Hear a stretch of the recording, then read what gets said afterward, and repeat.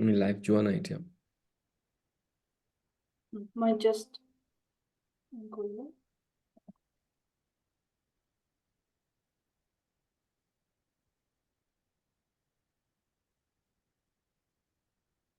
Yeah, I think we're live, right? Okay. So, সকলোকে নমস্কাৰ জনাই আজি আমাৰ ফেচবুক লাইভ ক্লাইমেট ডায়লগ ৱে ফৰৱাৰ্ড সিৰিজলৈ সকলোকে স্বাগতম জনাইছো আজি আমাৰ 2024 চনৰ পঞ্চম খণ্ড আৰু আজি আমাৰ মাজত স্পিকাৰ হিচাপে আছে ডক্টৰ বেদাৰ্থ গোস্বামী ওয়েলকাম বেদাৰ্থ তো আমাৰ সেশনটোৰ আজিৰ যেটো title machine learning and climate science তো আমি মেশিন লাৰ্নিংৰ বিষয়ে মেশিন লাৰ্নিং ক্লাইমেট সায়েন্সত কেনেকৈ ব্যৱহাৰ হয় সেই বিষয়ে বিতংকে কথা পাতিম বেদাৰ্থৰ লগত অলপমান সহজ ভাষাত সো তাৰ আগতে আমি বেদাৰ্থক চিনাকি কৰাই দিম আমাৰ দৰ্শকৰ লগত so doctor Vedarth Goswami is from Guwahati Assam আৰু তেওঁ স্কুলিং কৰে গুৱাহাটী ডন বস্কোত আৰু তাৰ পাছত তেওঁ ফেকাল্টি হাই স্কুলত 12th লৈকে পঢ়ে. Then he did his BS MS dual degree from IISER Pune in 2011 আৰু তাৰ পাছত তেওঁ মাষ্টাৰ্ছ পুনেত থকা সময়তে মাষ্টাৰ্ছ কৰি থকাৰ সময়তে বেদাৰ্থ received the DAAD WISE scholarship for a summer internship at the Potsdam Institute for Climate Impact Research, PIK-Potsdam, Germany. And then he did his PhD at the PIK-Potsdam in 2015 on Uncertainties in Climate Data Analysis, Perspectives on Working with Measurement Errors and Other Unknowns. And currently, since 2020, Bedartha has been leading a research group at the University of Tübingen, Germany, on machine learning and climate science, which is same as the title of our session today. And his research focuses on finding principled methods to estimate low-dimensional representations of climate variability and using data-driven models to predict weather patterns at the sub-seasonal to seasonal scale. Apart from his research, Bedartha likes hiking, long hiking, and gardening and cooking Assamese dishes. So welcome again, Bedartha. Aru amar question answer session to arambo korar agote tumar pora du akhar arambonite. Thank you, Bitu, for a nice introduction. Thank you to Maka Mohammed Yale Matila, or it will climate dialogues also include Korisa. Ahakuru Aji discussion to so they learn something new or useful. And I'm also looking forward to the discussion. Okay, thank you. So we'll straight away go to the question and answer. So question, topic corporate question arambhani korar agote just a little bit because our target audience ba ami student hokoleo gotei educational journey tour pra hikato bisaru gotike tumar okoman educational journey tour bikhoye share koriba niki, like what was your career path? Career path to okoman path hola. So তুমি যিখিনি কলা যে মই Don Bosco 10th লৈকে আছিলো তাৰ পিছত faculty হাই secondary স্কুলত 12th কৰিলো CBSE পৰা পাছ কৰি পেলাই আৰু তেতিয়ালৈকে মানে একদম স্কুলীয়া বছৰবোৰত তেতিয়া ভাবিছিলো যে মানে তেতিয়া আমাৰ নিউজপেপাৰ চিষ্টেমবিলাকত অনবৰতে সায়েন্স বুলিলে এষ্ট্ৰোফিজিক্সৰ আৰ্টিকেল ওলাই বিগ বেং থিওৰিৰ আৰ্টিকেল ওলাই কিবা এনেকুৱা ধৰণৰ কথা খুব এট্ৰেক্টিভ লাগিছিল এইবোৰ কথাবোৰ শুনি পেলাই যে মানে ব্ৰহ্মাণ্ডৰ ৰহস্যবোৰ মানে বুজি পায় আৰু এষ্ট্ৰোফিজিক্সে সৰুতে মানে খুব ফিজিক্স পঢ়িম আৰু এষ্ট্ৰোফিজিক্স কৰিম বুলি ভাবিছিলো আৰু সেইটো বুলি ভাবিয়ে 12th পাছত দিল্লীলৈ গৈছিলো ফিজিক্স এনেকৈ এডমিশ্যন ল'বৰ কাৰণে সায়েন্সত এডমিশ্যন ল'বৰ কাৰণে আৰু ইফালে 11th 12th কৰি থাকোঁতে মই IITৰ কোচিঙো কৰিছিলোঁ কাৰণ IITটো এটা MSc ইন্টিগ্ৰেটেড প্ৰগ্ৰাম থাকে কিন্তু 12th যেতিয়া পাছ কৰোঁ সেইবাৰ IIT স্ক্ৰিনিংছটো ক্লিয়াৰ হ'ল কিন্তু মেইনছটো ক্লিয়াৰ হ'ল গতিকে দিল্লীত এডমিশ্যন ইফালে এডমিশ্যন লওঁতে ঘৰলৈ এখন চিঠি আহিলে যে মই ফিজিৰ পৰা কোচিং কৰিছিলোঁ সিহঁতে চিঠি এখন দিলে মাহঁতলৈ যে যিবোৰ ল'ৰা ছোৱালী ফিজিৰ পৰা স্ক্ৰিনিংছটো ক্লিয়াৰ কৰিছে সিহঁতক দিল্লীৰ ফিজি চেণ্টাৰত মই মানে গুৱাহাটীত কৰিছিলোঁ ফিজিটো দিল্লীৰ ফিজি চেণ্টাৰত এটা স্পেচিয়েল বেটচ স্ক্ৰিনিংছ ক্লিয়াৰ ডিছকাউণ্টেড ফিজত দিব খুব এট্ৰেক্টিভ লাগিলে অফাৰটো আৰু এবাৰ চেষ্টা কৰিম নেকি তেতিয়া এবছৰ মই কলেজৰ পিছত ড্ৰপ কৰিলোঁ এবছৰ ড্ৰপ ইয়েৰ আছিল তেতিয়া দিল্লীত এবছৰ পুৰা মানে ফিজি কোচিং IIT আকৌ MSc ইন্টিগ্ৰেটেড কৰিম বা এনেকুৱা ধৰণৰ কিন্তু যিহেতু এইটো ছেকেণ্ড চান্স আৰু ভাবিছোঁ লাষ্ট চান্স বুলি সেইকাৰণে ভাবিছোঁ এইবাৰ MSc ইন্টিগ্ৰেটেড নহ'লেও এইবাৰ তোৰ BSc কোনো চাগে এডমিশ্যন নল'ব এবছৰ কৰোণা ইঞ্জিনিয়াৰিঙত সোমাই যাম য'তে যাম আৰু মানে AIEEE দিছোঁ চব দিছোঁ সেইটো কৰিলোঁ আৰু ইতিমধ্যে কিন্তু এটা আছিলে মই যেতিয়া 12th আছিলোঁ গুৱাহাটীতে তেতিয়া এনেকে বাতৰি কাকতত পঢ়িছিলোঁ যে চৰকাৰে বোলে কিবা এটা এনেকে ভাবিছে এটা নলেজ কমিশ্যন ছেটআপ কৰিছে তাতে মানে IITৰ নিচিনা ছায়েন্সৰ কাৰণে কিবা আৰম্ভ কৰিব কিন্তু এইটো ঠিক নাই এনেই আৰ্টিকেল এটা আছিলে ভেগকে আছিলে সেইটো আমি দিয়া 12 বছৰটো নহ'ল 2005 চনত তেতিয়া নহ'ল কিন্তু ড্ৰপ ইয়েৰটো যেতিয়া মই তাতে দিল্লীত কোচিং কৰি আছিলোঁ এদিন এনেকে টাইমছ অফ ইণ্ডিয়াত মই দেখিলোঁ এনেকে সৰু এটা এডমিশ্যনছ কল ফৰ IISER বুলি নতুনকৈ আৰম্ভ কৰা ইনষ্টিটিউট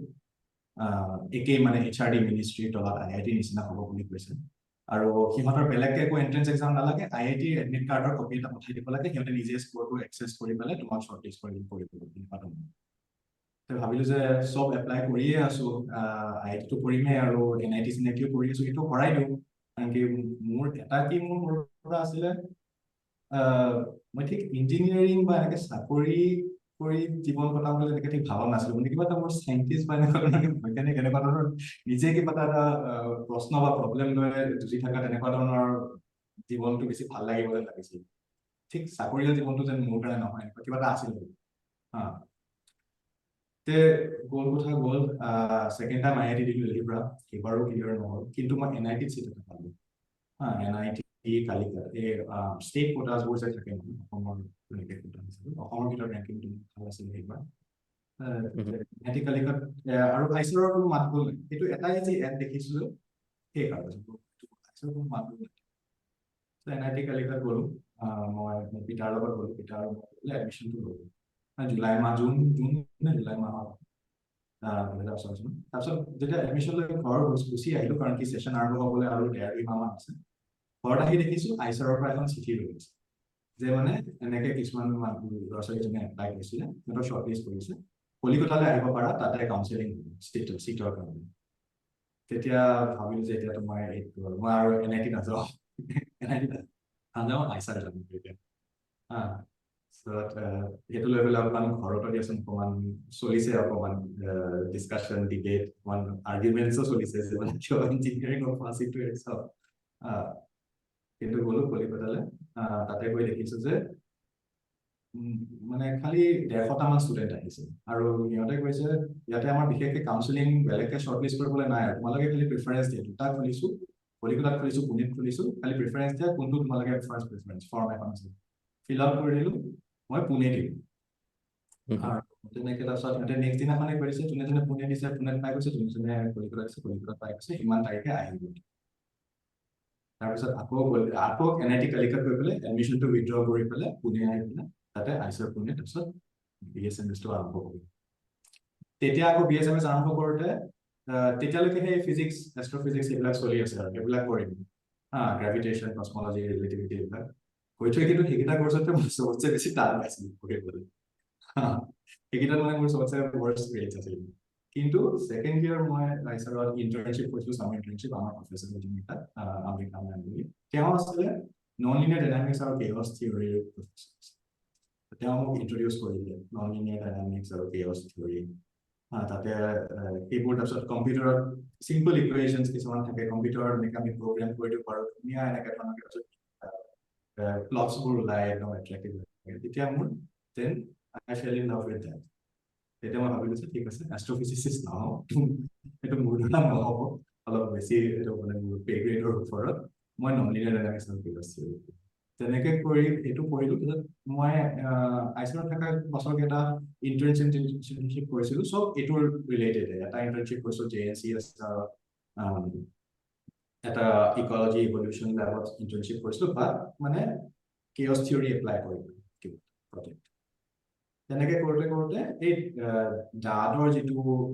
ফেলোশ্বিপটোৰ কথা কৈছিলা তো মানে আহিল আৰু আমি ফৰ্থ ইয়াৰ শেষ হ'ব হৈছে এনেকে মানে suddenly এটা খবৰ বেয়া হৈ গ'ল হষ্টেলত আইচিআৰত যেনেকে DAADৰ ফেলোশ্বিপ এটা আছে জাৰ্মানী যাব পাৰি এটা সামাৰৰ কাৰণে তিনি মাহ মানে পেইড ইণ্টাৰ্ণশ্বিপ সেইটো তাৰপিছত সেইটো এপ্লাই কৰোঁ সেইটো আকৌ এপ্লাই কৰোঁতে একদম লাষ্ট মোমেণ্ট গৈ পেলাই ফৰ্ম সাবমিট কৰিছোঁ DTDC সেইটো কোৰিয়াৰ হ'ব দেখিবলৈ লাষ্ট দিনাখন কৰিছোঁ তেতিয়া মই এপ্লাই কৰিছিলোঁ সেই পটছডামৰ ইনষ্টিটিউটটো ক্লাইমেট ইনষ্টিটিউট হয় কিন্তু মোৰ ইণ্টাৰেষ্ট ক্লাইমেটত তেনেকৈ নাছিলে প্ৰফেচৰ যোনজন আছিলে প্ৰফেচৰ 𝗬𝗵𝗆 যোন মানে মোৰ লেটাৰ গৈ পেলাই মোৰ PhD চুপাৰভাইজাৰ হ'বগৈ তেওঁ মানে chaos theory আৰু synchronization আৰু chaos synchronization পাইঅনিয়াৰিং ৱৰ্ক কিছুমান কৰিছিল তেওঁৰ টেক্সটবুক পঢ়িছিলোঁ মই সেই ইণ্টাৰ্ণশ্বিপৰ দিনত আৰু তেওঁ পেপাৰ্ছ পঢ়িছিলোঁ আৰু তেওঁ মানে কোনোবা এটা কনফাৰেন্সত ইণ্ডিয়ালৈ আহোঁতে অম্বিকা মেমৰ লগতো চিনাকি হৈছিলে মই সুধিছিলোঁ তাৰপিছত মেমক এই DAADৰ ফেলোশ্বিপত তেওঁ তাত এপ্লাই কৰিলে ল'ব নেকি মেমে কৈছে ইয়েছ ট্ৰাই কৰা এইটো তোমাৰ নিজৰ ফাণ্ডিং লৈ যাবা চান্স আছে সেইটো যিটো উৎসাহটো পালোঁ তেতিয়া এপ্লাই কৰিলোঁ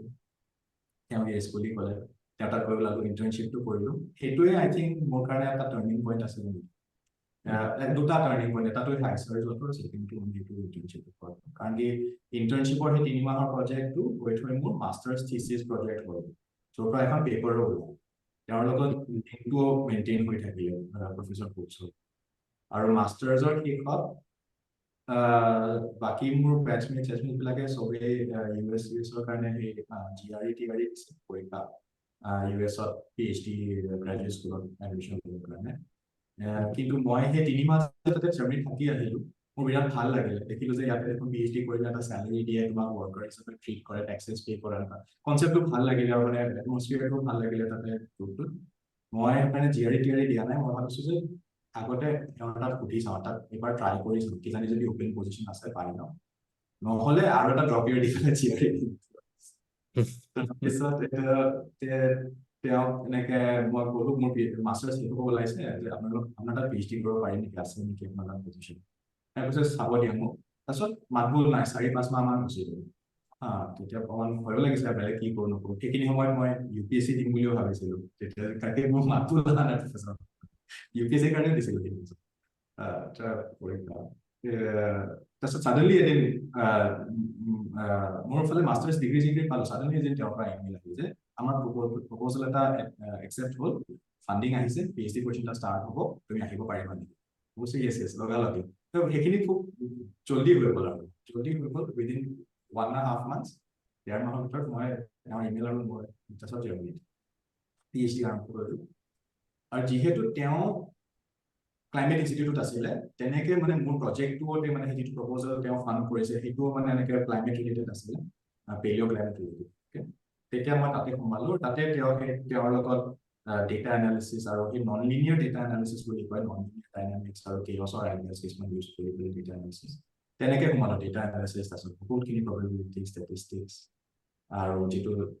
ষ্টেটিষ্টিকেল মেচিন লাৰ্নিং বুলি কয় আগৰ দিনৰ ষ্টেটিষ্টিক্সৰ লগত যিটো মেচিন লাৰ্নিঙৰ এটা ভাগ আছে যিটো আগৰ দিনৰ ষ্টেটিষ্টিক্সৰ লগত বহুত অভাৰলেপ আছে সেইবোৰ টেকনিক্স ইউজ কৰি ক্লাইমেট আৰু ডেটা এনালিচিছ আৰু আই গেছ সেইটোৱে আৰু মেইন ষ্টৰি আৰু তাৰপিছততো ইয়াতে টিউবিঙেনলৈ অহাটো এটা সময়ত এটা জব এনাউন্সমেণ্ট দেখিলে এপ্লাই কৰিব পাৰে অকণমান এনেকে ঘূৰি পকি পেলাই তাৰে মাজত মোৰ আৰুতো কোৱাই নাই মানে মই এসময়ত মই লেখক হ'ম বুলিও ভাবিছিলোঁ ৰাইটাৰ হ'ম বুলিও ভাবিছিলোঁ সেইটোও থাকিলে মোৰ বহুত দিনলৈকে চলি থাকিলে চাইডত মই এইটোতো সেই দিল্লীত যাওঁতে চায়েন্সত এডমিশ্যন লোৱাৰ আগতে মই এসপ্তাহৰ কাৰণে BA ইংলিছতো এডমিশ্যন লৈছিলোঁ কিন্তু সেইটো গ'ল তাৰপিছত মাষ্টাৰ গালি চালি এইটো উইথড্ৰ কৰি পেলাই চায়েন্সত এডমিশ্যন লৈছিলোঁ দিল্লীত যে কৈছিলোঁ Okay, this is বহুত এনেকে মেৰপাক কৰি মেলি পেলাই মই ইয়াতে আহিছোঁ This is something new. এইটো মই জনা নাছিলো তোমাৰ লগত আগত মানে সেশনটো লৈ পেলাই ডিসকাস কৰি থাকোতে যে তুমি ৰাইটাৰ হোৱা কথাও প্ল্যানত আছিলে। আই থিংক হবিজ যেটো আমি ইন্ট্ৰোডাকশনত কৈছো যে hiking, cooking, gardening, I think writing also should be there. যে লেখক হ'ব খুজিছিলা যিহেতু লেখাটো কিজানি হবিৰ ভিতৰত পৰিব। প্ৰবাবলি তুমি এতিয়াও লিখা মাজে মাজে। বাট yeah, so তোমাৰ যিটো জাৰ্নি, আই থিংক স্পেচিয়েলি টাৰ্ণিং পইণ্টছ কেইটাৰ ভিতৰত আই থিংক দুটামান পইণ্ট মোৰ মানে আউটষ্টেণ্ডিং পইণ্ট ইজ তোমাৰ যিটো প্ৰিপাৰেশ্যন ডিউৰিং ড্ৰপ ইয়াৰ। সেই প্ৰিপাৰেশ্যনটো আই থিংক তোমাৰ গোটেই কেৰিয়াৰটো ছাকচেছফুল মানে তোমাৰ ছাকচেছটোত partially contribution আছে তোমাৰ preparation during the drop year. Yes, yes, for And sure. next turning point is summer internships বিলাকৰ কিজানি বহুত এটা critical role থাকে। আগলে আমি কি ৰিসাৰ্চ কৰিম বা ৰিসাৰ্চ নহলেও যিকোনো ফিল্ডতে ইন্ডাষ্ট্ৰিত হলো ইন্টাৰ্নশ্বিপ বিলাক কৰি পেলাই গোটেই ফিল্ডটোৰ বেলেগ বেলেগ ফিল্ডৰ বেলেগ বেলেগ ডাইৰেকশ্যনত এটা ফেমিলিয়াৰাইজ কৰাৰ এটা বিৰাট ধুনীয়া অপৰচুনিটি পোৱা যায় ষ্টুডেণ্ট হৈ থকা সময়তে। ইন ইয়ৰ কেছ তোমাৰতো গোটেই কেৰিয়াৰটো সেইটো ডিৰেকশ্যনতে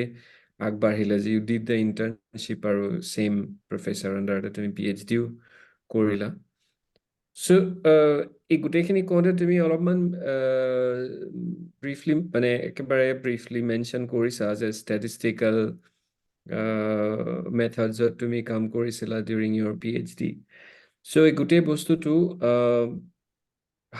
how did it lead to machine learning? মানে আমি যেতিয়া কলেজত পঢ়ি থাকো, কলেজত আমি পঢ়ি থাকোতে কেৱল ষ্টেটিষ্টিক্স পঢ়ি থাকো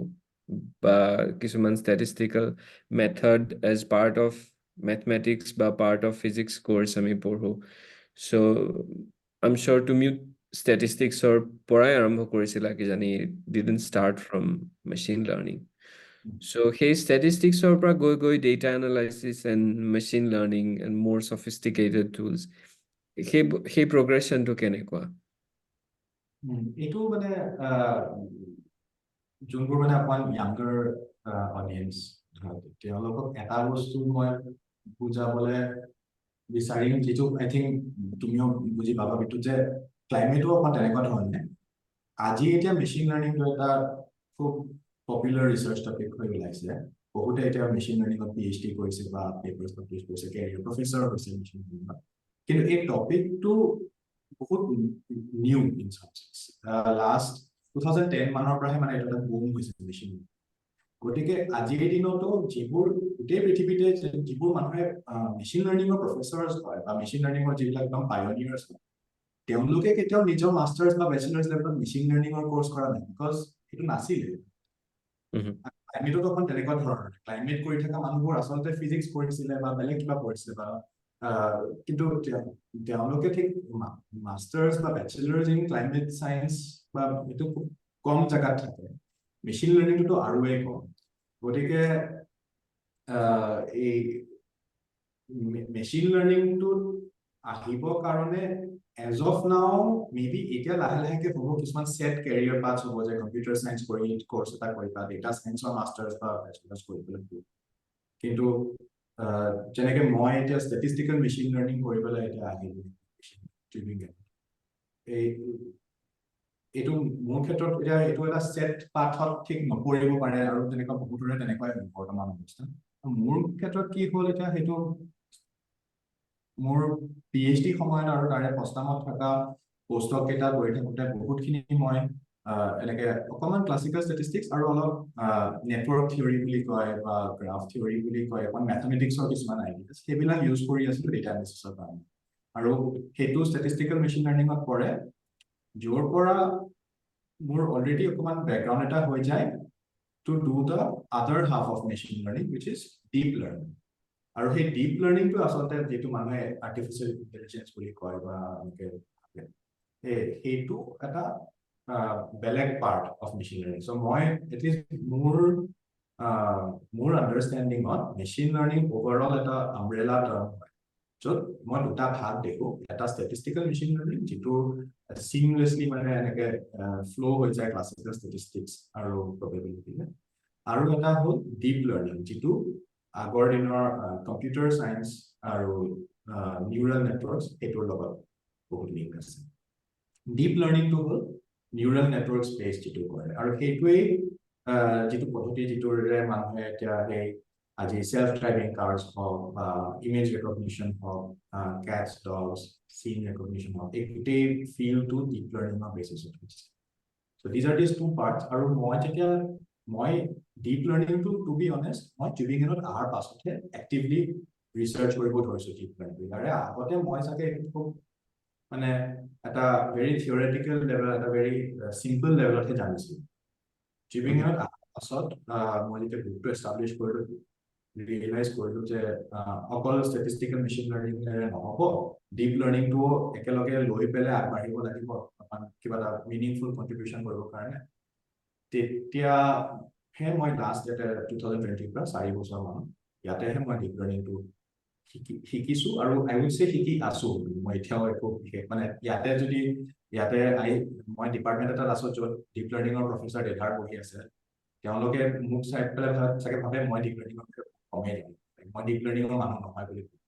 ঠিক তেনেদৰে যদি ক্লাইমেট ডিপাৰ্টমেণ্টত পাই দিয়া ক্লাইমেট চাইণ্টিষ্ট বিলাকে মোক ক'ব যে মই ক্লাইমেটৰ মানুহ নহয় কিন্তু হ'লেও মই শিকি আছো দুয়োটা বস্তুৱে শিকি আছো in the process Okay, so this is interesting. মানে আমি অকমান কথা অলৰেডি পাতিছো বাট আমি সেইখিনি আকৌ ৰিপিট কৰিম বিকজ আমাৰ দৰ্শকৰ কাৰণে so I think তুমি অকমান এই বস্তুটো এক্সপ্লেইন কৰিব পাৰা যে statistical machine learning and deep learning মানে statistical machine learning তুমি কৈছা যে seamlessly connected with like mathematics সাইডৰ পৰা আহিব statistical learning আৰু computer science-ৰ ফালে বেছি যাব when we will talk about deep learning so সহজ ভাষাত what is statistical methods বা statistical machine learning and what is deep machine learning statistical machine learning to হ'ব য'ত তুমি তোমাৰ ডেটাটো লৈ পেলাই কিছুমান জেনেৰেল প্ৰপাৰ্টিজ সাৰ্চ কৰিবলৈ চেষ্টা কৰা ইন দ্য সেন্স তোমাৰ যদি সাপোজ ক্লাইমেটৰ ক্ষেত্ৰত গোটেই ভাৰতবৰ্ষৰ টেম্পাৰেচাৰ আছে বা ৰেইনফল আছে সেইটো তুমি ডেটাখিনি লৈ পেলাই তোমাৰ যদি সাপোজ 30 বছৰ মানৰ ডেটা আছে তুমি সেইখিনি লৈ পেলাই ক'ব পাৰা যে কোনখিনি জায়গাত ৰেইনফলটো বেছি কৰিলেটেড ইটোৰ লগত আৰু কোনখিনি জায়গাত লেছ কৰিলেটেড তেতিয়া তুমি ষ্টেটিষ্টিকেল মেচিন লাৰ্নিং ইউজ কৰিবা এটা তাৰপিছত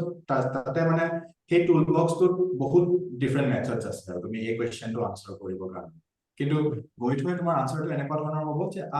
আচ্ছা ৰাজস্থানৰ ফালৰ ৰেইনফলখিনি তামিলনাডুৰ লগত একেবাৰে কৰিলেটেড নহয় গতিকে এইটো আমি দুটা বেলেগ গ্ৰুপ কৰিলোঁ এই গ্ৰুপিংটো is one of the very common task আমি যিটো ষ্টেটিষ্টিকেল মেচিন লাৰ্নিঙত কৰে বা কেতিয়াবা মানুহে ষ্টেটিষ্টিকেল মেচিন লাৰ্নিঙত ৰিলেশ্যনছো এনেকে এড্ৰেছ কৰিব চেষ্টা কৰিব পাৰে যে মানে আমি কেৰেলাৰ ৰেইনফলটো গম পালে আমি কিজানি উত্তৰ প্ৰদেশৰ ৰেইনফলটো এসপ্তাহ পাছত ক'ব পাৰোঁ নেকি তেতিয়া এইটো এটা আমি ষ্টেটিষ্টিকেল মডেল এটাৰে আমি চাই ল'ব পাৰোঁ এইটো কুইকলি এনেকে ধৰণৰ এইটো চিম্পল লিনিয়াৰ ৰিগ্ৰেশ্যনেৰে মানে ফৰ এক্সাম্পল ট্ৰাই কৰোঁ চ' সেইটো ষ্টেটিষ্টিকেল মেচিন লাৰ্নিং মই তোমাক মাজতে ৰখাইছো just to clear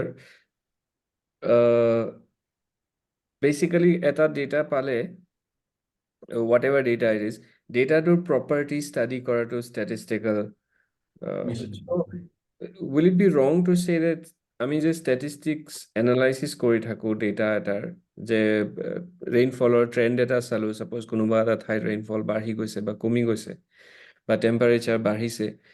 এনেকুৱা ধৰণৰ statistical properties বিলাক study কৰাটো will it be wrong to say that আমি statistical machine learning এ কৰি থাকো in my view it is not wrong in my Okay. view so for example linear regression যিটো মানে the most widely spread widely used tool সেইটো is the workhorse of statistical machine learning. মানে যিকোনো এটা problem পালেতো মইতো সদায় এইটোৱে ক'ম যে প্ৰথমতে লিনিয়াৰ ৰিগ্ৰেশ্যন কৰি পেলাই অকমান চাইছা নে নাই বস্তুখিনি কেনেকুৱা হয়, বিকজ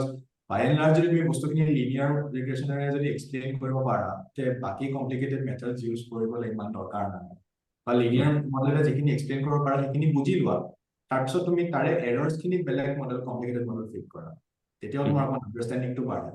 So, সেইবোৰ যিবোৰ ট্ৰেণ্ড চেঞ্চ সেইবোৰ আলটিমেটলি ট্ৰেণ্ডছবোৰ প্ৰকাৰৰ লাইন ফিট কৰা নিচিনা। So this is all, I would say, part of statistical machine learning. মানে in some sense the border gray area হৈ যায়। কিছুমান মানুহে ক'ব যে classical statistics হয় সেইটো, they are also not wrong. মই তেনেকৈ ভাবোঁ। So classical statistics in some sense is statistical machine learning or statistics. সেইটো নহ'বও পাৰে, কাৰণ কি ক্লাছিকেল ষ্টেটিষ্টিক্সত বহুত এনেকুৱা ধৰণৰ প্ৰশ্ন থাকিব নহয়, ডিষ্ট্ৰিবিউচনবোৰ এইটো গছিয়ান হয় নে নহয়, এনেকুৱা ধৰণৰ মিন ভেৰিয়েন্সবোৰ কেনেকে চেঞ্জ হয়, ইন দ্য চেন্স যে টাইমৰ লগত ট্ৰেণ্ডৰ কথা কোৱা নাই, কিন্তু মানে তুমি কিমান চেম্পল পালে তুমি এটা গেৰেণ্টি দিব পাৰা যে তোমাৰ মিনৰ এষ্টিমেশ্যনটো ভাল হ'ল বা ভেৰিয়েন্সৰ এষ্টিমেশ্যন ভাল হ'ল। চ' ক্লাছিকেল ষ্টেটিষ্টিক্সত কিছুমান সেইবোৰো বহুত বেলেগ বেলেগ ধৰণৰ থাকে। So I would say যে ক্লাছিকেল ষ্টেটিষ্টিক্সৰ এটা ভাগ এনেকুৱা আছে যিটো ষ্টেটিষ্টিকেল মেচিন লাৰ্নিঙত ঠিক নকৰে, কিন্তু এটা ভাগ আছে যিটো অকমান ওভাৰলেপ কৰে। So in some sense it would be এটা prediction aspect জড়িত হৈ থাকিব কিজানি, like future behavior কেনেকুৱা হ'ব ডেটাটোৰ, কেনেকুৱা এটা aspect কিজানি statistical methodত জড়িত হৈ থাকিব। অলপ তেনেকুৱা ধৰণৰ ক'ব পাৰে। ফিউচাৰ মানে ঠিক মই এনেকেও ক'ম যে ঠিক টাইম বুলিও নকম, এনেকুৱাও হ'ব পাৰে যে তুমি মানে এনি চেম্পল টাইপৰ হ'ব পাৰে যে মানে তুমি ষ্টেটিষ্টিকেল মেচিন লাৰ্নিঙত এনেকুৱা ধৰণৰ প্ৰশ্ন এটা হয়, তুমি যদি ডেটা এটা গ্ৰুপ কৰিলা কিবা মেজাৰমেণ্টত, তুমি চাপোজ টেম্পাৰেচাৰ আৰু ৰেইনফল বেচিছত এই দুটা ডাইমেনশ্যনত তুমি গ্ৰুপিং কৰিলা ডেটা, কিছুমান তোমাৰ 100টামান ডেটা পইণ্ট আছে, তুমি গ্ৰুপিং কৰিলা 100টা চিটিজ আৰু এভাৰেজ টেম্পাৰেচাৰ এভাৰেজটো গ্ৰুপ কৰি দিলা। এতিয়া তোমাৰ দুটা গ্ৰুপ ওলালে, তোমাৰ থাৰ্ড নতুন চিটি এটা যদি তোমাৰ নতুন এটা ইনফৰমেশ্যন আহিলে, সেইটো এনেকুৱা হ'ব পাৰে যে সেইটো চিটিৰ ইনফৰমেশ্যন তুমি আগতে পোৱা নাছিলা, এটা বেলেগ এটা ডেটা ছেটৰ পৰা পালা, এইটো এটা নতুন ইনফৰমেশ্যন, এইটো কোনটো গ্ৰুপত হ'ব, কাৰেক্ট প্ৰেডিকশ্যনটো কি হ'ব, মানে গ্ৰুপ 1 নে গ্ৰুপ 2, এইটো এক প্ৰকাৰৰ প্ৰেডিকশ্যনে হয় যিটো ক'লা, কিন্তু টাইম ৰিলেটেড প্ৰেডিকশ্যন এটা নতুন সেইটো ইন দ্যাট চেন্স ইয়েছ, মানে প্ৰেডিকশ্যনৰ এছপেক্ট এটা থাকিলে মেবি মানুহে ক'ব পাৰে যে ষ্টেটিষ্টিকেল মেচিন লাৰ্নিঙৰ লগত more closely related. Okay, মানে মই তোমাক ষ্টপ কৰাৰ কাৰণে মাজতে ষ্টপ কৰি statistical method why I wanted to ask, কাৰণ মানে এই বস্তুখিনি ক্লিয়াৰ হ'লে probably now you would be able to explain better what is deep machine learning. So deep learning to মই এনেকে ভাবো যে deep learning to fundamentally এটা কি neural networks বুলি এই টুলটো ইউজ কৰে, আৰু নিউৰাল নেটওয়াৰ্কসে কি কৰে, নিউৰাল নেটওয়াৰ্কসে আমাক এইখিনি পাৱাৰ দিয়ে যে আমি এটা খুব overly complicated non-linear function model কৰিব পাৰো। আৰু এইটো overly complicated মানে কি বুজাইছো, মানে এইটো ফাংচনত তোমাৰ 1000 পৰা আৰম্ভ কৰি 10000 পৰা আৰম্ভ কৰি পেলাই মানে কোটিটা মানে প্যাৰামিটাৰস থাকিব পাৰে এই ফাংচনটো, এইটো মানে বহুত প্যাৰামিটাৰস থাকিব পাৰে, so much so যে তুমি পৃথিৱীৰ almost any imaginable complicated relation between দুটা ডেটা, মানে এইটো এনেকুৱা হ'ব পাৰে যে এটা ইমেজ মেকুৰীৰ ফটো এখন আৰু এটা লেবেল which says cat, বা এটা কুকুৰৰ photo and it's a label which says dog, that is a classical example deep learning ৰ। বা এইটো এনেকুৱা হ'ব পাৰে যে মানে তোমাৰ এটা ইমেজ যিটো আজিৰ ৰেইনফলৰ এটা ফটো বা আজিৰ ক্লাউডৰ মেপৰ ফটো, and সেইটো এক্স হ'ল তোমাৰ সেই ক্যাটৰ ইমেজটো নিচিনা, আৰু লেবেল ক্যাটৰ জাগাত হ'ব পাৰে টুমৰ'জ ৰেইনফল, সো এইটোৰ বেচিছত ইটো প্ৰেডিক্ট কৰিব। যেনেকে এটা প্ৰবলেমত ক্যাটৰ ফটোটোৰ বেচিছত লেবেলটো প্ৰেডিক্ট কৰিব লাগে, ক্যাট হয় নে নহয় বা ডগ হয়, এইটো হ'ব পাৰে যে আজিৰ ৰেইনফলৰ বেচিছৰ ফটোখনত কালি ফটোটো প্ৰেডিক্ট কৰি দিব। যিকোনো ধৰণৰ কমপ্লিকেটেড ৰিলেশ্যন হ'ব পাৰে, নিউৰেল নেটৱৰ্কছ বিলাকে এইটো আমাক মডেল কৰিবলৈ হেল্প কৰে, আৰু এইটো মডেলটো কৰোঁতে সিহঁত নিউৰেল নেটৱৰ্কছ বিলাক অপটিমাইজেশ্যন বুলি ইউজ কৰা যায়, which is in principle very similar to আমি যেনেকৈ লাইন এটা ফিট কৰোঁতে এৰৰটো লিষ্ট স্কোয়াৰ এৰৰটো আমি মিনিমাইজ কৰিব চেষ্টা কৰে, এটা অপটিমাইজেশ্যন প্ৰব্লেম। তেনেকৈ নিউৰেল নেটৱৰ্কছবিলাকে আল্টিমেটলি এটা অপটিমাইজেশ্যন প্ৰব্লেম কৰে, যাতে আমি এটা এৰৰ এটা ডিফাইন কৰি দিওঁ যে মানে তুমি যদি এইটো ইনপুটৰ বেচিছত যদি এনেকৈ এটা প্ৰেডিকশ্যন এটা দিলা, তুমি তোমাৰ এটা known ভ্যালুটোৰ এগেইনষ্টে প্ৰেডিকশ্যনটোৰ এগেইনষ্টে কিবা এটা এৰৰ ক্যালকুলেট কৰা, আৰু সেই এৰৰটো মিনিমাইজ কৰি গৈ থাকিব লাগে এজ এণ্ড when তুমি বেছি আৰু স্যাম্পলছ চাই থাকা, আৰু মানে you are exposed to more and more samples, আৰু তুমি এৰৰটো মিনিমাইজ কৰি গৈ থাকিব, আৰু এটা পইণ্টত মানে তোমাৰ এৰৰটো একদম নেগলিজিবল হৈ যাব। It will become very good at saying যে মানে আজিৰ ৰেইনফলৰ ফটোত কালিৰ ৰেইনফলটো কেনেকুৱা হ'ব লাগিছিল, ফটোখন কেনেকুৱা হ'ব লাগিছিলে, বা কেট বা ডগৰ ফটোটো দেখি পেলাই কেট নে ডগ লেবেল সেইটো একদম পুৰা এক্সপাৰ্ট হৈ যায়, 99% accuracy. So deep learning to এনেকে কাম কৰে, you have to show a lot of samples, আৰু এটা এৰৰ এটা মিনিমাইজ কৰি থাকিব লাগে, আৰু এইটো তাৰপিছত ট্ৰেইনিং প্ৰচেছ বুলি কয়, যিটোকে মানে লাৰ্নিং কৰা বুলি কয়। এইটো নিউৰেল নেটৱৰ্ক টু লাৰ্ন, শিকি লয় মানে বস্তুটো কেনেকে প্ৰেডিকশ্যনটো ইছ্যু কৰিব লাগে, what is the right combination of all those parameters যিটো প্ৰেডিকশ্যনটো কৰিব লাগে, এইটোকে লাৰ্নিং বুলি কয়। আৰু এই নিউৰেল নেটৱৰ্কছৰ যিটো গোটেই ব্ৰাঞ্চটো, এইটো ডিপ লাৰ্নিংটো, this is in my opinion the other half of machine learning. Okay. মই একচুৱেলি সেই কথাটোৱে ক'ব খুজিছিলো যে আমি যদি ভিজুৱেলাইজ কৰিবলৈ যাওঁ, কাৰণ মানে কাৰেণ্ট মানে সময়ত গোটেই কথাবিলাক লৈ পেলাই ইমান ইণ্টাৰচেঞ্জেবলি ৱৰ্ডবিলাক ইউজ কৰা হয় যে AI বা তোমাৰ deep learning, machine learning, and তেতিয়াহ'লে আমি এনেকে ক'ব পাৰো যেনেকি যে ইনষ্টেড অফ আদাৰ হাফ, যদি মেচিন লাৰ্নিং এটা বিগাৰ অম্ব্ৰেলা হয়, তাৰ ভিতৰত বেলেগ বেলেগ কম্পনেণ্ট থাকে, and deep learning and machine learning যেতিয়া কৰা হয়, তেতিয়া মানে ধৰা এনেকে চাম আপ কৰিব পৰা যায় নেকি যে ইট নিডছ হিউমেন হেল্প, যে তুমি লিটাৰেলি কম্পিউটাৰ আগত বহিব লাগিব আৰু তুমি কম্পিউটাৰটো ট্ৰেইন কৰিব লাগিব গোটেই প্ৰগ্ৰামটো হেৰি কৰি যাওঁতে, প্ৰচেছ কৰি যাওঁতে। But deep learning, you will give the initial input and then the computer will itself, like ChatGPT, it will start collecting data, gets trained itself, আৰু equipped হ'ব আৰু data collect কৰিব. So deep learning is a kind of self-sustaining system. আৰু yes, মানে তাতেও ধৰা human আমিয়ে design কৰিব লাগে, how মানে it self sustaining, সেইটো আমি ডিজাইন কৰিব লাগে। কিন্তু yes, মানে deep, সেইটো I would say that is even more than deep learning. That is when deep learning, that is the part where deep learning AI লগত merge হৈ যায়, কাৰণ কি in my mind deep learning is also not automatically AI নহয়, মানে artificial intelligence বা deep learning বহুত এনেকুৱা deep learning ৰ examples বা papers থাকে য'ত সেইটো ঠিক মই AI বুলি নকওঁ, আৰু কিন্তু যেতিয়া এনেকৈ ChatGPT টাইপ এনেকুৱা অলমষ্ট self sustaining টাইপ হৈ যায়, তেতিয়া maybe itu it's more appropriate to say that yes, it is মানে on the border between deep learning and artificial intelligence. yes আৰু যিহেতু আমি মেচিন লাৰ্নিংটো এটা তোমাৰ হেৰি বুলি ধৰিছো, like as a bigger umbrella বুলি ধৰিছো, মেচিন লাৰ্নিংটো বিগাৰ আমব্ৰেলা বুলি ধৰিছো। চ' তোমাৰ বিগাৰ আমব্ৰেলাটোৰ ভিতৰত এটা কম্পনেণ্ট হ'ল deep learning, so' then it will probably come artificial intelligence. Then I saw some word like augmented intelligence. Augmented You're like very intelligence, far, yeah.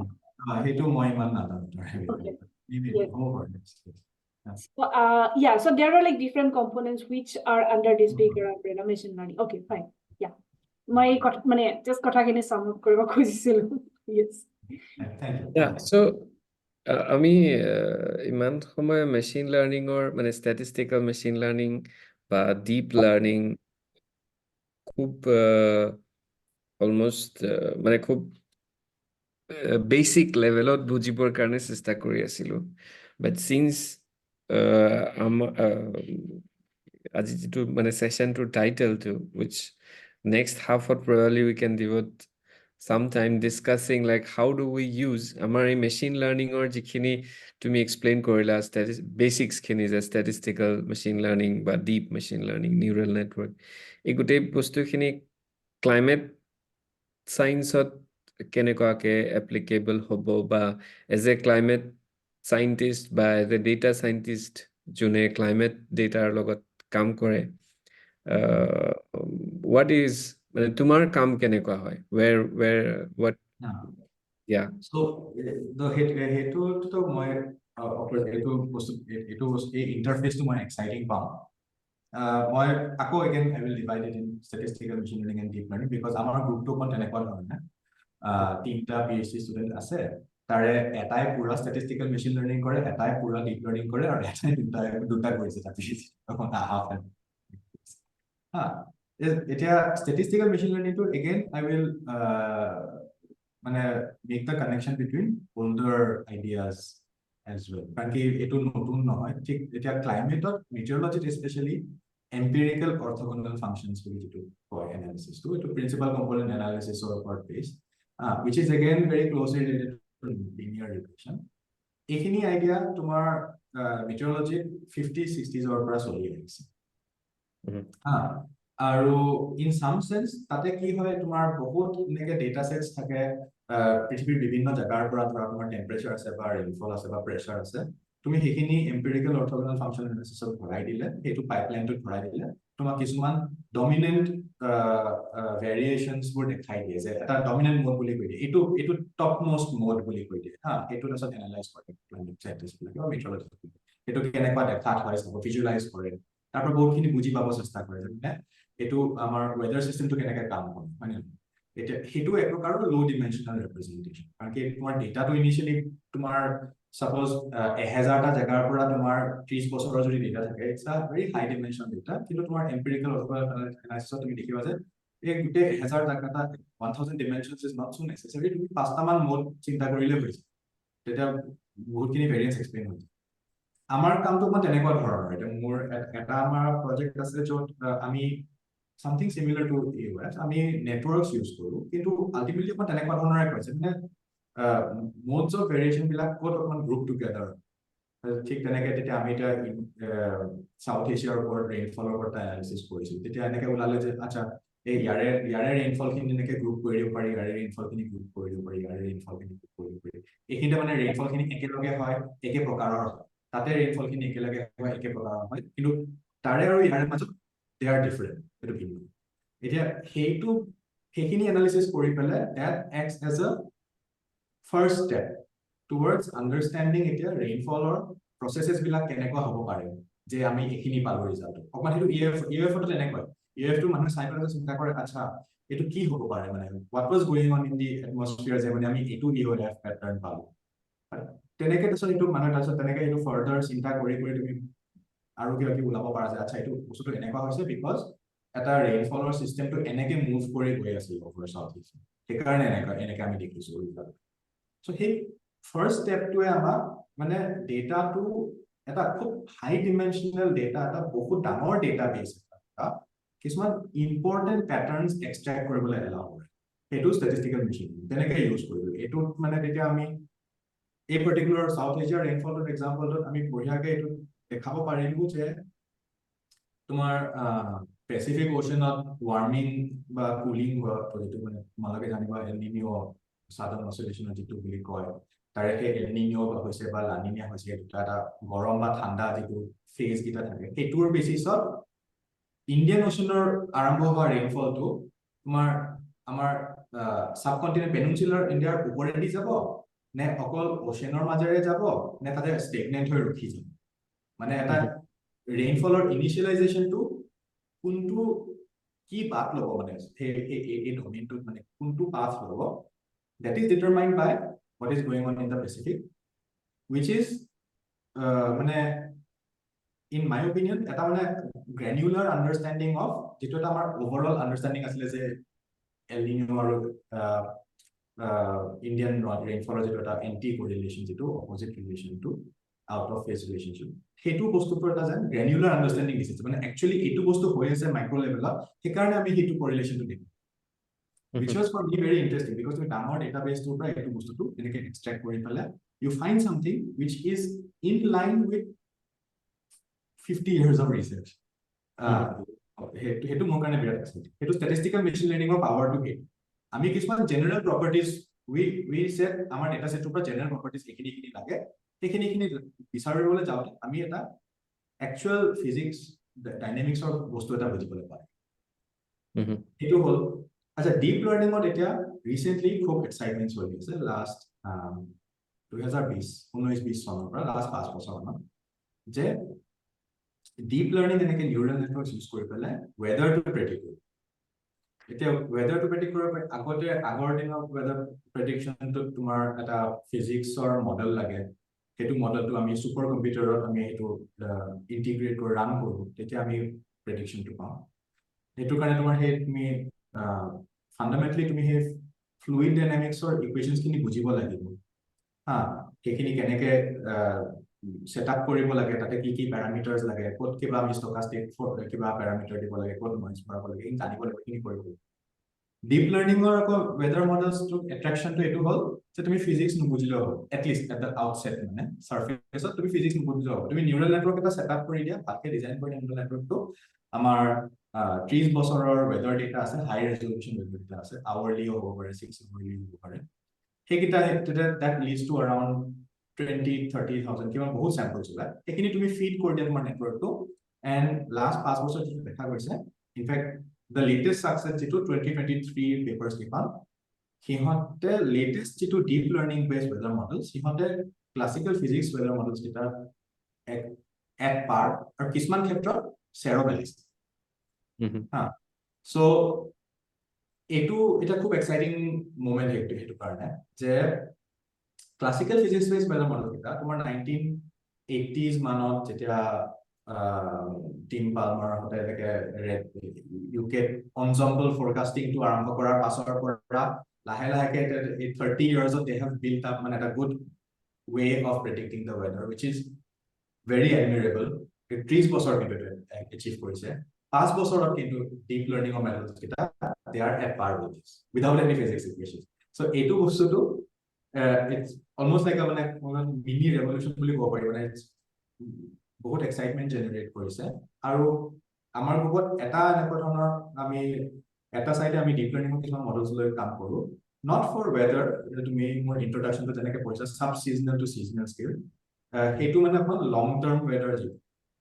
তোমাৰ এমাহ পাছত বা দুমাহ পাছত বা ছমাহ পাছত বা এবছৰৰ পাছত যে মানে ডেটাটো অকমান স্মলাৰ হয় সাইজটো প্ৰবলেমটো অকমান ইজি হয় বিকজ এই ডিপ লাৰ্নিং ৱেডাৰ মডেলবোৰ by the way Nvidia Google Huawei সিহঁতে নিজৰ ডাঙৰ ডাঙৰ কম্পিউটাৰত ৰান কৰে সেইটো ৰিসোৰ্সেস মোৰ নিচিনা আমাৰ সৰু ৰিসাৰ্চ গ্ৰুপ এটা নাই হা সো আমি উই ট্যাকল আ স্লাইটলি ডিফাৰেন্ট প্ৰবলেম আমি একেই পদ্ধতি একেই প্ৰিন্সিপলস ডিপ লাৰ্নিং নিউৰাল নেটৱৰ্ক এটা সেটআপ কৰো কিন্তু আমি sea surface temperature rainfall on a longer time scale predictable system which is a slightly less computer intensive problem কিন্তু nevertheless still very exciting আৰু we try to do it in a way যাতে মানে আমি আমাৰ ফিজিক্সৰ বিষয়ে অকমান বুজিব পাৰো বা weather patterns বিলাকৰ বিষয়ে অকমান বুজিব so these are two ways jot mane machine learning in my opinion is contributing to climate science eta third way ase jitu more global logot link nohoy but generally dekha goise etu hol climate models bila faster koribo agote etu again malage janiba je climate models bila eta bottleneck kodai asile je clouds pur parameterize koribo lage clouds kanti global climate মডেলটা কৰিলে তুমি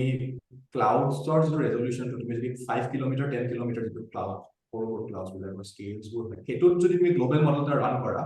তুমি 100 বছৰৰ climate মডেলটা run কৰিব নোৱাৰিবা তোমাৰ বহুত বেছি কম্পিউটিং পাৱাৰ লাগে বহুত বেছি সময় লাগে সেই কাৰণে মানুহে গ্লোবাল মডেলটো 50 কিলোমিটাৰ বা 20 কিলোমিটাৰ 100 কিলোমিটাৰ ৰান কৰে তেতিয়া ক্লাউডছ বোৰ ৰিজলভ কৰিব নোৱাৰি এতিয়া হেকাৰণে হেতুৰ জায়গাত এটা stochastic parameterization টা ইউজ কৰি দিয়ে হেতুৰ কাৰণে বহুত বায়াসেস আহি যায় বহুত তাৰছত টুইকিং কৰিব লাগে বহুত ঝামেলা থাকে ৰিসেন্টলি আকৌ এগেইন লাষ্ট 4-5 বছৰত কি দেখাইছে মানুহে তুমি যদি এটা হাই ৰেজলিউশন ক্লাউড ৰিজলভিং মডেল লৈ লবা আৰু তুমি হেতু খালি 2-3 বছৰলৈ ৰান হা বেছি বছৰ ৰান কৰিব নালাগে 2-3 বছৰলৈ ৰান কৰা কিন্তু সেই আউটপুটটো তুমি যদি এটা নিউৰাল নেটৱৰ্কক ফিড ইন কৰি দিয়া neural network to a high resolution cloud behavior to imitate koribole শিকি যায় সেইটো শিকি যোৱাৰ পাছত তুমি হাই ৰেজলিউশ্যন ক্লাউড মডেলটো এতিয়া কাক কৰি দিয়া এতিয়া হ'ল তোমাৰ এটা নিউৰেল নেটৱৰ্ক সেইটো শিকি গ'ল আৰু সেইটো শিকিছে তাৰ লিনিয়াৰ ৰিগ্ৰেশ্যনৰ নিচিনাকে XY ৰিলেশ্যনশ্বিপত শিকিছে এনেকে আমি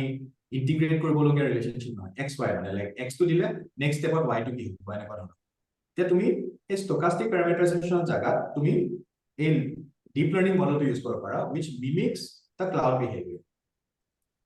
so তুমি ষ্টকাষ্টিক পেৰামিটাৰাইজেশ্যনটো কৰিব নালাগে কিন্তু তুমি একদম লো কষ্টত লো কম্পিউটত তুমি ক্লাউড বিহেভিয়াৰটো পাই গলা so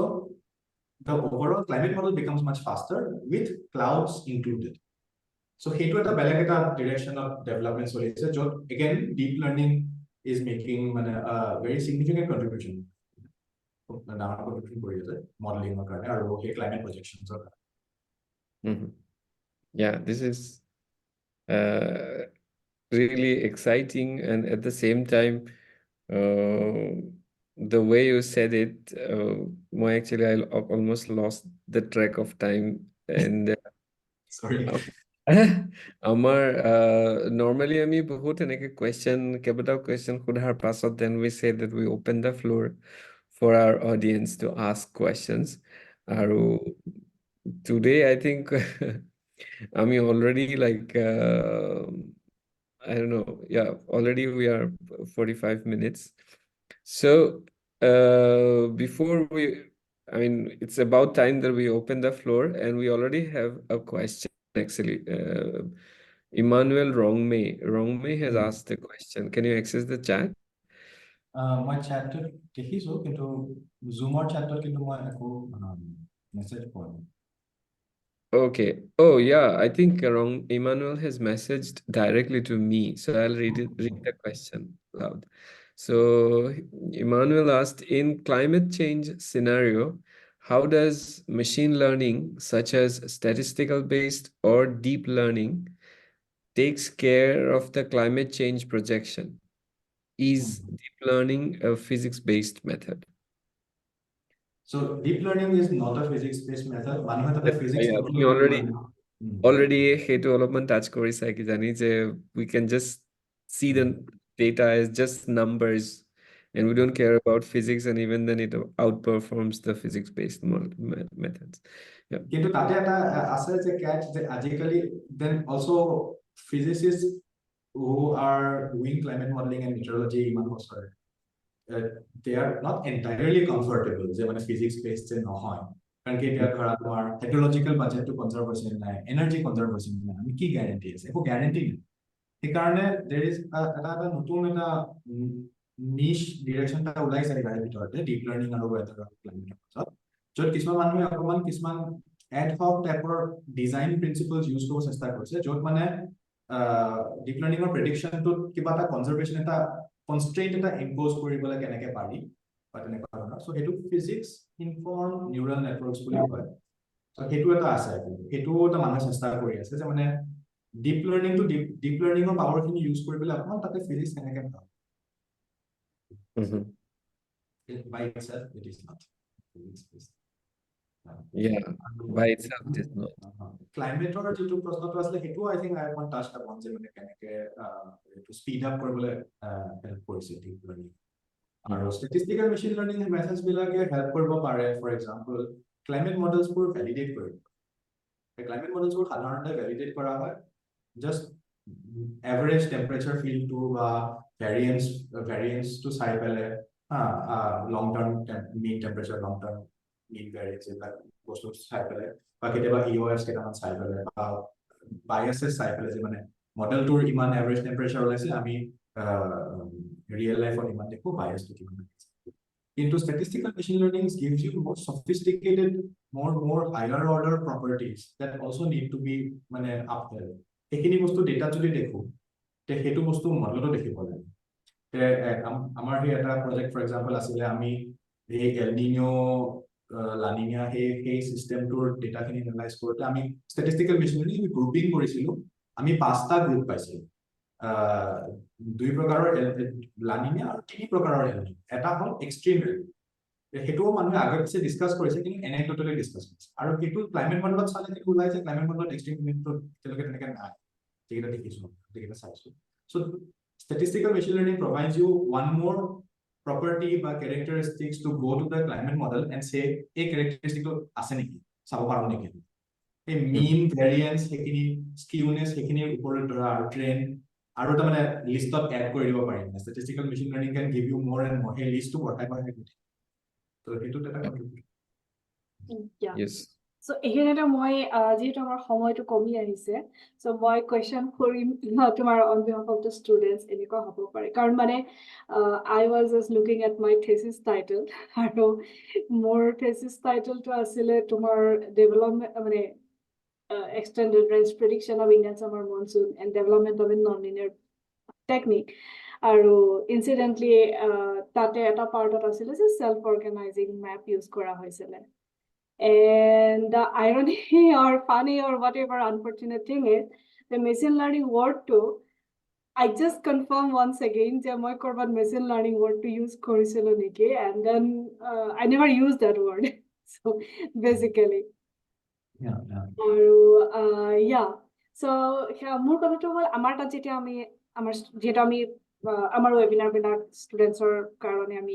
হেৰি কৰো মানে ডিজাইন কৰো ট্ৰাই কৰো at least so আমাৰ তাত মানে অসমৰ পৰা যদি কোনোবা ষ্টুডেন্টে বিচাৰে যে they want to make a career in machine learning or deep learning or whatever like I'm not asking about like students who has gone already to engineering or technical lines so কেনেকুৱা ধৰণে নিজৰ skill খিনি কোনখিনি skill ধৰা এখিনি ষ্টুডেন্টক তুমি target কৰিব পাৰা যিখিনি হায়াৰ সেকেন্ডাৰী অৰ around 10th 12 আছে yeah তেওঁলোকে এতিয়াৰ পৰা কোনবিলাক স্কিল একুৱায়াৰ কৰিব পাৰে গতিকে এতিয়া মেচিন লাৰ্নিং আৰু ক্লাইমেটৰ এই ইন্টাৰফেসটোত কাম কৰিবৰ কাৰণে দুই পিনৰ পৰা আহিব পাৰিম ভাবো তুমি যদি ক্লাইমেটৰ পিনৰ পৰা আহিছা তেনেহলে তুমি maybe you should look out for a physics course বা ক্লাইমেটৰ যদি মাস্টাৰ্স ডিগ্ৰী আছে বা এনেকুৱা মিটিঅৰলজি আৰু কিন্তু তাৰ পিছত এটা পইণ্টত কিন্তু you will have to brush up on machine learning শিকি ল'ব লাগিব maybe on the side বা coding বা internships কৰি পেলাই আৰু যদি মেচিন লাৰ্নিং সাইডৰ পৰা আহিব খুজিছা তেতিয়া হলে মই কম যে এতিয়া লাহে লাহে আই থিংক বহুতখিনি কম্পিউটাৰ সায়েন্সৰ ডিপাৰ্টমেন্টছ বিলাকে অফাৰ কৰিব ধৰিছে মেচিন লাৰ্নিংৰ কোৰ্सेছ হেতু এতিয়া কম্পিউটাৰ সায়েন্স ডিপাৰ্টমেন্টটো ঠিক ইঞ্জিনিয়াৰিং ইনষ্টিটিউট নহলেও ধৰা ইউনিভাৰ্চিটি কম্পিউটাৰ সায়েন্স ডিপাৰ্টমেন্টেও যদি কেতিয়াবা অফাৰ কৰে তেতিয়া তুমি মেচিন লাৰ্নিংৰ আইডিয়া পাবা তাতে কম্পিউটাৰ ভিজন বুলি যেটো ফিল্ড কয় কম্পিউটাৰ ভিজন ফিল্ডটোৰ পৰাই এই ৰিসেন্ট ব্ৰেকথ্ৰুজ বোৰ আহিছে একচুয়ালি প্ৰথম হে মানে ক্যাট ডগৰ হে পাজলটো মানে এটো কম্পিউটাৰ ভিজনৰ আছিল হেতু 2012-13 to crack code and একদম খালবালি হৈছিল সো হেবিলাক কম্পিউটাৰ সায়েন্স কোৰ্সেছ কৰিব পাৰা আৰু অলপ ফান্ডামেন্টাল আন্ডাৰস্ট্যান্ডিং বিচাৰিলে অলপমান ম্যাথছ লাগে I hope যে মানে এই কম্পিউটাৰ সায়েন্স কোৰ্সেছ বা ডেটা সায়েন্সৰ যদি মাস্টাৰ্স ডিগ্ৰী আছে বা for example Tübingen University they have a masters in machine learning which is also very new 4 বছৰ মানহে হৈছে এতিয়া লাহে লাহে হৈ উঠিছে গোটেই পৃথিৱীতে মানে মানুহে মাস্টাৰ্স লেভেলৰ at least bachelor's courses almost 9 is master's level or courses ওলাইছে machine learning masters in machine learning masters in data science masters in computer science এইবিলাক কোৰ্সেছত সোমালে I think deep learning or machine learning এটা introduction পাই যোৱা যায় আৰু তাৰ পিছত দেন হেৰ তুমি যদি হেতু কৰিলে তেনেহলে ক্লাইমেট যদি কৰিব বিচাৰিছা then you have to again কিবা এটা বেলেগ কৰিব লাগিব on this because it দুটা একেলগে কৰাটো is going to be very rare okay course wise আৰু তুমি DAAD fellowshipৰ বিষয়ে already কৈছিলা so this is applicable all over Germany right only in Germany yes এইটো কিন্তু এটা ক্যাচ এটা আছে DAADৰ হে মানে they have a list of institutes তাতে মানে IIT IISER আৰু কিছুমান হে BHU CSU কিছুমান universities of preference দিয়ে সব university preference নিদিব পাৰে I think it for example Cotton University পঢ়ি থকা যদি এটা bachelor student আছে বা master student আছে এনেকুৱা হ'ব পাৰে যে মানে they are not even eligible for the DAAD fellowship so হেতু এটা systemic problem but জি কোৱা আৰু মানে লাইক এটো মানে ময়ো ইমানটা ভাল বুলি নাভাবো কিন্তু it is the way it is Yes. So is it a policy thing যে DAAD fellowship এ ইন্ডিয়াৰ কিছুমান ইনষ্টিটিউটকহে ইনক্লুড কৰে or if any or is it from Indian institute side যে কোনোবা যদি কটন ইউনিভাৰ্চিটিৰ পৰা মানে তুমি যেহেতু কটন ইউনিভাৰ্চিটি এক্সাম্পল দিলা সেইকাৰণে মই কৈ আছো কটন ইউনিভাৰ্চিটিৰ পৰা যদি কোনোবাই DAAD ফেলোশ্বিপত এপ্লাই কৰিব খোজে তেতিয়াহ'লে যদি ইউনিভাৰ্চিটিৰ ফালৰ পৰা ইনিচিয়েটিভ লয় যে আমি এইটো ফেলোশ্বিপৰ আণ্ডাৰত কনচিডাৰ আমাকো কৰিব লাগে বুলি ইউনিভাৰ্চিটিৰ ফালৰ পৰা এপ্লাই কৰিলে ইনক্লুড হ'ব পাৰে নে is it from the Germany policy side যে তেওঁলোকে কিছুমান সিলেক্টেড তেওঁলোকৰ কিবা সিলেকশ্যন ক্ৰাইটেৰিয়াৰ আণ্ডাৰত ইউনিভাৰ্চিটি সিলেক্ট কৰে সো সেইটো মই ইমান নাজানো যে মানে ইউনিভাৰ্চিটি এটাই যদি নিজে ইনিচিয়েটিভ লৈ এপ্ৰোচ কৰে কি হ'ব বাট সোফাৰ মই যিখিনি দেখিছো এনেকুৱা লাগিছে যে জাৰ্মানীৰ পিনৰ পৰা এটা পলিচি যে মানে সিহঁতে আই গেছ মানে নিজৰ কামটো অলপ সহজ কৰিবৰ কাৰণে মানে ইণ্ডিয়াৰ ফালে চাই পেলাই ক'লে যে তোমালোকৰ আচ্ছা মানে অন পেপাৰ কোনকেইটা বেষ্ট ইনষ্টিটিউটছ আৰু ইউনিভাৰ্চিটিজ দিয়াচোন সেইকেইটাৰ পৰা আমি ল'ম এনেকুৱা ধৰণকে কৰি থৈ দিলে মই সেনেকে ভাবো মানে আৰু যে সিহঁতে সেইটো তুমি সিহঁতৰ পাৰসেপশ্যনত মেবি সেইটো সাম কাইণ্ড অফ কোৱালিটি কন্ট্ৰল বা সিহঁতৰ পাৰসেপশ্যন এনেকুৱা হ'ব পাৰে যে আমি 1000টা এপ্লিকেশ্যন প্ৰচেছ কৰিব বিচৰা নাই বা আমি 5000টা এপ্লিকেশ্যন প্ৰচেছ কৰিব বিচৰা নাই 3 মাহৰ কাৰণে এনেকুৱা ধৰণৰ হ'ব পাৰে এতিয়া তাৰে ভিতৰত দিছ ইজ ইণ্টাৰেষ্টিং তুমি যে কৈছা এতিয়া ইউনিভাৰ্চিটি যদি নিজে ইনিচিয়েটিভ লৈ পেলাই কৈছে নাই আমি একচুৱেলি কিন্তু আমাৰ এটা we have very good UGC ranking বা যিয়ে কোৱা এনেকুৱা ন আমাক ইনক্লুড কৰকচোন তেতিয়াবা তাতে বা কি উত্তৰ দিব সেইটো নাজানো মেবি তেতিয়া আচল কথাটো ওলাই পৰিব আৰু তোমাৰ নিজৰ কিবা প্ৰগ্ৰাম এনেকুৱা আছে নেকি য'ত you have a policy যে inviting students from let's say Cotton University or Teachpur University invite কৰা বা machine learning workshop like short course type দিয়াৰ নিচিনা কিবা তোমাৰ program আছে নেকি or are you really interested to host someone Yeah, so students invite কৰিবলৈ তেনেকে মোৰো তেনেকে ইমান ফান্ডিং নাই মানে like ইয়াতে funding is always an issue এনেকুৱা ধৰণৰ so ইয়াতে ধৰা ইয়াতে within the university যিকেইটা ষ্টুডেণ্টে মাষ্টাৰ্ছ থিচিছ কৰে সিহঁতৰ কৰিব লাগে this compulsory so সিহঁতৰ থিচিছ প্ৰজেক্টত কিছুমান ইণ্টাৰেষ্টিং প্ৰজেক্টছ ওলাই যায় সিহঁতে নিজে এপ্ৰ'চ কৰে সেইবিলাকৰ কাৰণে কোনো ফান্ডিং চিন্তা কৰিব নালাগে ইয়াৰে ষ্টুডেণ্ট হয় আৰু ইণ্ডিয়াৰ পৰা এনেকে DAADৰ ষ্টুডেণ্টছ মই এটা হোষ্ট কৰিছিলো সেইটো কোভিডৰ সময়ত আছিল ছেকেণ্ড টাইম মই এটা হোষ্ট কৰিবলৈ লওঁতে সেইটো কিবা এটা নহ'লগে কিন্তু মোৰ তেনেকে নিজৰ ফান্ডিং তেনেকে নাই বা মোৰ ডিপাৰ্টমেণ্টতো ইয়াতে তেনেকে ঠিক ইম্প্ৰম্পটো গৈ পেলাই এটা ইণ্ডিয়ান ষ্টুডেণ্ট এটা হোষ্ট কৰিবলৈ তেনেকে ফান্ডিং তেনেকে নাই About workshops মই মেচিন লাৰ্নিঙৰ workshops তেনেকে দিয়া নাই কিন্তু মই পটছডামত থাকোতে এইখিনি সময়ত মই বহুত পেলিও সায়েন্স কমিউনিটিৰ লগত কাম কৰি আছিলো বিকজ মোৰ PhD টো বহুতখিনি পেলিও ডেটা এনালাইচিছৰ ওপৰত আছিলে সেইটো কমিউনিটিতে বহুতে প্ৰগ্ৰামিং নাজানে মেথছ নাজানে চ' তেতিয়া মই সেইটো কমিউনিটিত এনেকে কেইবাবাৰো পাইথন প্ৰগ্ৰামিঙৰ workshops কৰিছিলো one day workshops probability statisticsৰ workshop কৰিছিলো one day workshop মেচিন লাৰ্নিঙৰ তেনেকে কৰা নাই বিকজ ইয়াতে আমাৰ পাছত মোৰো অকণ ধৰা সময় কাৰণে আছে but it is something generally I like to do মানে এনেকে ৱৰ্কশ্বপ অৰ্গেনাইজ কৰি পেলাই অকমান এটা এনেকুৱা ধৰণৰ ডেমোগ্ৰাফিক এটা যোনে মানে সেই নলেজটো সাধাৰণতে নাপালে হয় সিহঁতৰ কাৰণে এটা ওৱান ডে বস্তুতে ইভেণ্ট এটা অৰ্গেনাইজ কৰিবলৈ সেইখিনি এটা কিবা এটা মেটেৰিয়েল প্ৰিপেয়াৰ কৰি পেলাই সেইখিনি টিচিং অৰ্গেনাইজ কৰিবলৈ নট চ' মাচ ইফৰ্ট এইটো I am definitely interested I would do okay কিন্তু এতিয়ালৈকে কৰা নাই কিন্তু মেচিন পাইথন কোডিঙৰ okay yeah no worries I mean this is very important আৰু যদি কোনোবা মানে তুমি যদি interested হয় probably we can think of something in the future yeah I mean normally এনাজৰিৰ লগত এনেকুৱা ধৰণৰ আমাৰ কিছুমান ব্ৰেইনষ্টৰ্মিং হেৰি হৈ থাকে যে এনেকুৱা যদি ৱৰ্কশ্বপ বা হেৰি স্কুল বা কলেজ ষ্টুডেণ্টৰ কাৰণে একেবাৰে basic crash course about climate science topics broadly defined য'ত নেকি কেতিয়াবা আমি মেচিন লাৰ্নিঙৰ কথাও চিন্তা কৰিব পাৰো and then this is something which is like becoming increasingly more and more used to the point that it has become almost necessary now to handle climate data গতিকে হেতু কথা মনত ৰাখি আমি এনাজৰিৰ লগত কেতিয়াবা এনেকা one day বা 2 day like 2 hour split in 2 days এনেকুৱা ধৰণৰ বা 2+2 hours split in 2 days এনেকুৱা ধৰণৰ workshop কেতিয়াবা হেৰি কৰিব পাৰো য'ত probably you can we can discuss with you your availability মই নিশ্চয় ভাল পাম Okay. কথা Sure. Yes. আৰু আমাৰ হাতত 1-2 মিনিট মান আছে কোনোবাই যদি অডিয়েন্সৰ পৰা কুইকলি এটা দুটা কোৱেশ্চন সুধিব খোজে বা আমাৰ হাতত ফেচবুকত চেক কৰিছা নেকি ফেচবুকত কোৱেশ্চন মই দেখা নাই আৰু ইয়া যদি কোনোবাই সুধিব খোজে then like please unmute Hello? yourself and then Hello? Hi. Am I audible? yes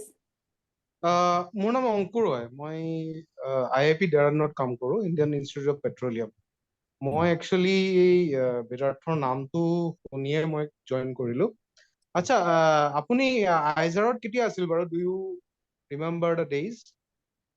মই 2006 চনৰ পৰা 2011 চনলৈ আছো hope you might be knowing me I was working in NCL that time আচ্ছা Okay. So মোৰ তেনেকুৱা লাগিল যে মই তুমি বুলিয়ে কৈছো তেটো সময়ত মই PhD কৰি আছিলো so মই তোমাক যেন লগ পাইছো তেনেকুৱা লাগিল আৰু সেইকাৰণে মই আজি মানে কানেক্ট কৰিলো তোমাৰ নাম চামো মই পাহৰি থাকিলো এবাৰ দুবাৰ তোমাক লগ পাইছো তোমালোক এই NCL ৰ হোষ্টেলটোত আছিলা so so your topic is very interesting and we are also working in Indian Petroleum because we are related to the fuels and all sort of things next generation fuels and working on this area so we are working and we have a group also climate change and these things and we are the auditor some of the people our group are the auditor for India and international for doing this mitigation and CO2 emissions and also. Okay so so we want to work actually more on that and we are looking for some expert like you who can help us in AI/ML studies and for our students also and our faculties also because we are not getting very much expertise there are several as our previous colleagues also talk about that there's a lot of workshop recently in IIT Gandhinagar there's a 1 week workshop then I think that next workshop will coming in Jaipur also NIT Jaipur there's a lot of workshops are going on around on this climate change and then this how to mitigate and how to monitor and all sort of things in India but still we feel that there's not a very great groups are working core in AI/ML and all sort of things so we like to work the basic objective of to listening you and but I joined late sorry I couldn't able to so if any possibility to work together or something like that so we are very open to you open for that that is my submission to you It is great actually ভাল লাগিল তোমাৰ লগ পাই বহুত দিনৰ আগত দাড়ি আছে মানুহটো বেলেগ হৈ গ'ল মোৰ চেহেৰা বদলি গৈছে এটো ফৰ so আমি হেৰি কৰিব লাগিব Yeah, sorry. মই actually এটা কাম কৰিম মই ডক্টৰ অংকুৰ আপোনাৰ ইমেইল আইডি টো পাইছো I guess so মই ডক্টৰ বেদাৰ্থলৈ পঠাই দিম আৰু probably both communicate over হেৰি yeah নবনীতা আপোনাক এতিয়া তুমিয়ে কম না আপুনি কম মই নাজানো আৰু ঠিক আছে আমাৰ ওচৰতো গ্ৰুপ এটা আছে ক্লাইমেট চেঞ্জৰ মানে আমিও কিছু কাম আৰম্ভ কৰিছো বাট the group is relatively new যেতিয়া মানে DST নতুন হেৰিটো আহিলে যে মেন্ডেট কোনে আহিলে তাৰ ডিপাৰ্টমেন্ট খুলিলে আমি CSR খুলিবলৈ বাধ্য হল তো সেইকাৰণে but we have some auditors and these things if required we can also organize 1 day 2 day workshop if required we can also give trainings and we have very good group for that so matlab সকলো যদি মিলি কাম কৰো that will be better মোৰ মানে submission কৰি আমাৰ এই গোটেই সিৰিজটোৰ যেটো প্ৰাইমাৰী মোটিভ হেতু হল এক্সপাৰ্টস লাইক বেদাৰ্থ আৰু এক্সপাৰ্টস লাইক ইউ আপোনালোকে যেনেকা বেলেগ ফিল্ডত কাম কৰি আছে এই গোটেই প্লেটফৰ্মটোৰ যোগেৰে এই বেলেগ অলপমান এক্সপাৰ্ট সকলক কানেক্ট কৰাই দিয়াটো গতিকে আমিও আপোনালোকক কন্টেক্ট কৰিম ইন ফিউচাৰ কাৰণ আমি যদি মানে হেৰিয়ে মোক ভালকে চিনি পায় এই কি বুলি কয় এই এই যে আমাৰ ভিচি কটনৰ ভিচি যে মই নামটো উলিয়াব পৰা নাই না ৰমেশ দা Okay. ৰমেশ দা মোক ভাল Yes. ৰমেশ ডেকা ছাৰ না Eh, আপুনি কটন ইউনিভাৰ্চিটিৰ ভিচিৰ কথা কৈছে আমি এটা অ কৰো আমি যিহেতু লাইভটো অফ কৰিব লাগিব অলৰেডি 4 মিনিট পাৰ ঠিক আছে ঠিক আছে কাৰোৰে যদি বিশেষ প্ৰশ্ন নাই তেতিয়াহলে অ আমি মিটিংটো শেষ কৰো লাইভ ঠিক আছে you know my contact yes let's have a conversation behind the Facebook and then we'll see okay okay So, thank you before going offline, we would like to thank Bedartha once again. We would like to thank him for like গোটেই machine লাৰ্ণিঙৰ নিচিনা জটিল বিষয় এটা আমাক সহজকে at least আৰম্ভণিৰ কথাখিনি কোৱাৰ বাবে আৰু would like to thank 𝗂𝗪 for the platform and also would like to all the participants for joining us আৰু thank you যোনে ফেচবুকৰ through দি চাইছে বা আগলৈকে চাব আৰু thank you Nabanita for co-hosting and yeah thank you Bedartha again Thank you for having me. Thank you. okay so মই